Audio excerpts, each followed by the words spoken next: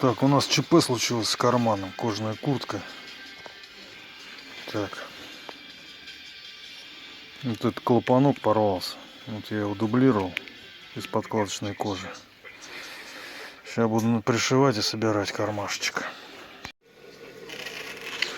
Так, ну все, собрал. Вот такой клапан. Полклапана я ему переделал. Так, это мы сейчас отрежем. Вот. Здесь выточка такая получилась. Ну, в общем, готовый вид.